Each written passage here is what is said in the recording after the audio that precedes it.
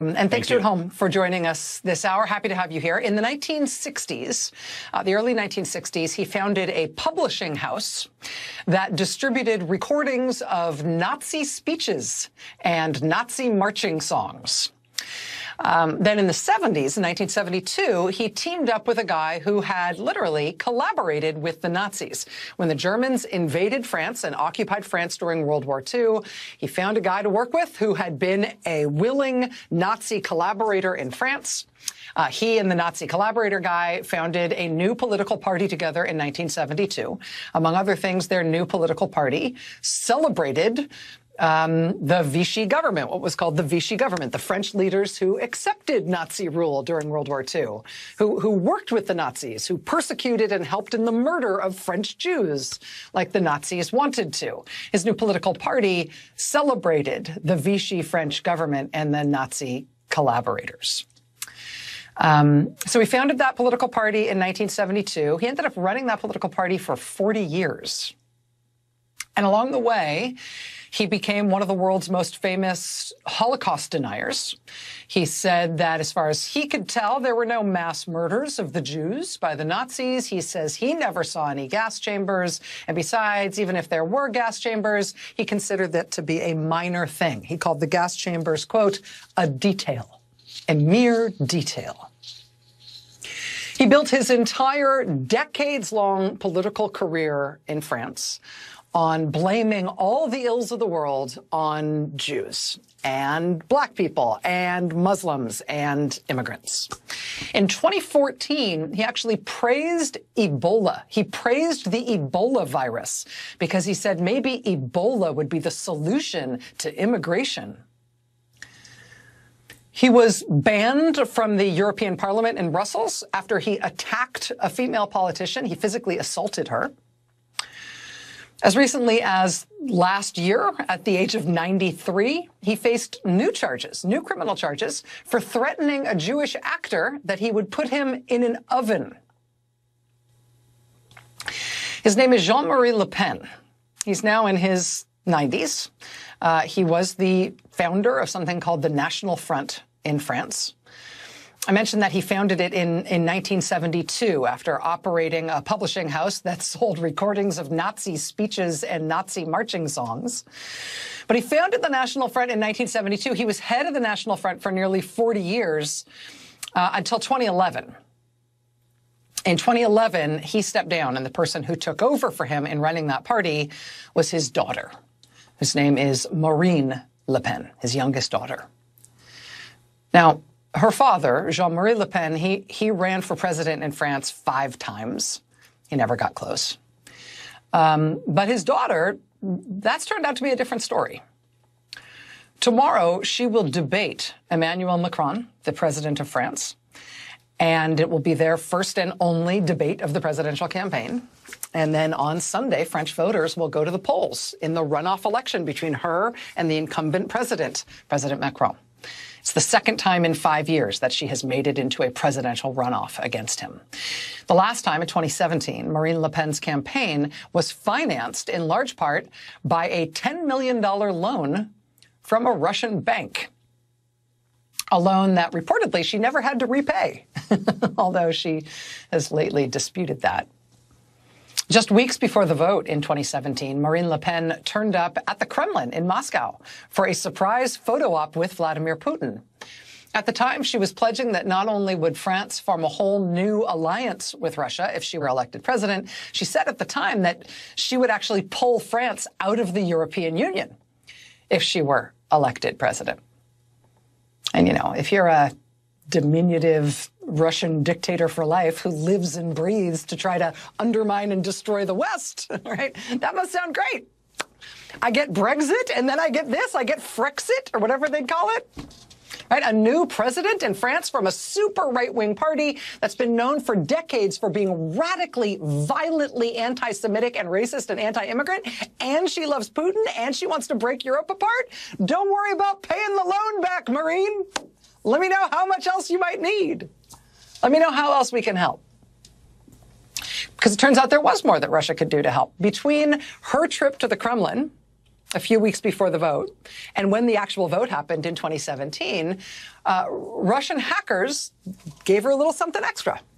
They broke into the campaign of her, they hacked into the campaign accounts of her opponent, Emmanuel Macron, and then they leaked supposedly damaging information that they stole from his campaign and his party. They leaked it all to the public right before the election to try to hurt his chances in the election and to try to help her chances. Sound familiar? Marine Le Pen having the Kremlin overtly fund her campaign, the last-minute trip to Moscow to visit with Putin right before the vote, the even more last-minute Russian replay of the attack on the Hillary Clinton campaign from the previous year. I mean, in 2017, it was to help Marine Le Pen instead of to help Donald Trump, but it was basically the exact same thing. That was all just amazing to see in 2017. Russia did all they could. But in the end, it wasn't enough, and Marine Le Pen lost that election, and Emmanuel Macron has been the French president ever since. But now it is 5 years later. She's running against him again. She has made it into the final runoff election against him again. And the polls are closer this time. Again, the vote is this weekend. It's on Sunday. The polls are closer this time. The polls show her closer to the French presidency than she has ever been. But she does have that peculiar history about how she has tried to win the presidency in the past.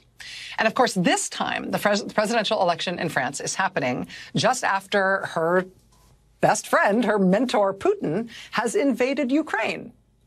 In fact, the vote will be happening this week, just as Russia starts the second phase of its attack on Ukraine with what appears to be an all-out mass destruction campaign against Ukraine's east. Before the war started, Marine Le Pen had reportedly printed up more than 1 million campaign leaflets for this election, leaflets that included those famous pictures of her with Putin at the Kremlin, shaking his hand. Had to scrap those once Putin invaded Ukraine 55 days ago, something the French people did not like. Le Pen's campaign reportedly had to shred those 1 million-plus leaflets showcasing her friendship and her desired relationship with Vladimir Putin. And so, yes, given the war, given the passage of time, given the tastes of the French public, she has had to sort of modulate some of her stances. But I say modulate, not moderate, because she's just sort of changing the way she talks about a lot of it. I mean, even with Putin having just invaded Ukraine, she's still promising that if she's elected president this weekend in France, she'll form a new bilateral alliance between France and Russia. She says she will pull France out of the military command structure for NATO. She's no longer saying overtly that she will pull France out of the European Union like she did before. But if she's elected this weekend, you can certainly say goodbye to the EU continuing to provide weapons to Ukraine to defend themselves against the Russian military. She has suggested publicly that Russia essentially has a right to menace Ukraine and to keep Ukraine in its sphere of influence. Again, the vote, the presidential election in France is this weekend. The vote's on Sunday. The one and only debate between the candidates, between her and Emmanuel Macron, takes place tomorrow. Here's the Washington Post on it this afternoon. Quote, already facing a resurgent menace from the Kremlin, Europe is bracing for the possible rise of threat from within. One who could bolster Moscow, break the European Union, and diminish the NATO alliance at the continent's most critical moment since the fall of the Berlin Wall. Marine Le Pen, a doyen of the far right with a history of warm ties with Russian President Vladimir Putin, is staging her strongest bid yet for the French presidency, with polls ahead of Sunday's final round election putting her within striking distance. Should she succeed, European observers fear an illiberal, Russia-friendly leader taking the helm of the EU's sole nuclear power. Experts see Le Pen's conciliatory position toward Moscow as complicating U.S. and European attempts to isolate Putin. Le Pen, for example, opposes plans to wean Europe off Russian oil and gas. She could jeopardize the EU ban on Russian coal. Her stance could embolden the Kremlin by tying the EU's hands on any further measures against Russia should Putin deploy even more inhumane war tactics in Ukraine. In Brussels, the EU's capital, European diplomats see Le Pen surge as a surreal replay of Trump's victory and of Brexit. But this time in the heart of Europe. Many are clinging to hope that she will lose, as she has before. Quote, "I just can't believe they would vote for Putin's stooge," said one European diplomat who spoke on the condition of anonymity to speak freely. Then again, the diplomat continued, quote, "I could not imagine that someone would vote for Trump or that the Brits would vote for Brexit." One former French diplomat writes today in the Boston Globe, sort of with his hair on fire a little bit. He writes this. He says, quote, "At a time when the European Union has shown unity in the face of Russia's attack on Ukraine, a Marine Le Pen victory has the potential to fragment Europe and destabilize the West. Le Pen's plans in foreign affairs, weakening France's relationship with the United States, provoking the implosion of the European Union, that's essentially Putin's dream. If Marine Le Pen is elected as president of France, it will create a shock that would shake the world." Even though Marine Le Pen basically shares the politics of her elderly father, one of the most prolific and famously violently anti-Semitic fascists in modern Europe, Marine Le Pen is said to be estranged from him personally in recent years. I mentioned that even as he's facing new charges this past year for threatening to put Jews in ovens, he is well into his 90s now.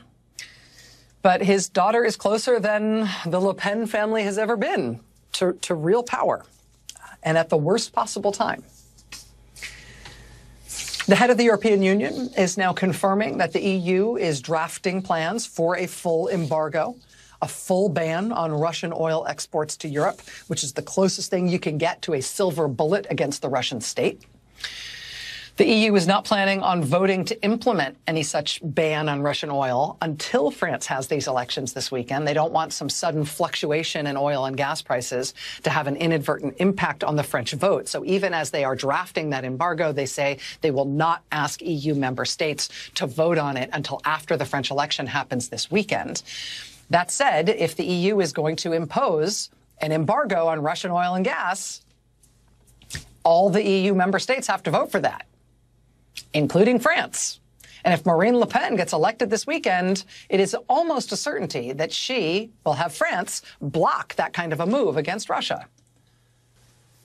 I mean, she might even force the EU to drop some of the other measures they've already taken against Russia, like the embargo on Russian coal that they've already put in place, or the ban on Russian ships using EU ports. You need EU unanimity. You need consensus among the EU states in order to enforce those things.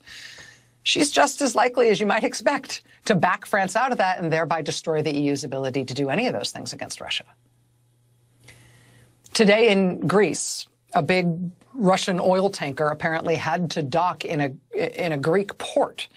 It didn't seem to have been aimed at that port in the first place, but apparently the tanker had some engine trouble, and then it got caught out in rough seas, and it had to dock at the nearest port, which was in Greece. And Greece is an EU member country, and Russian vessels are banned from docking in EU member ports.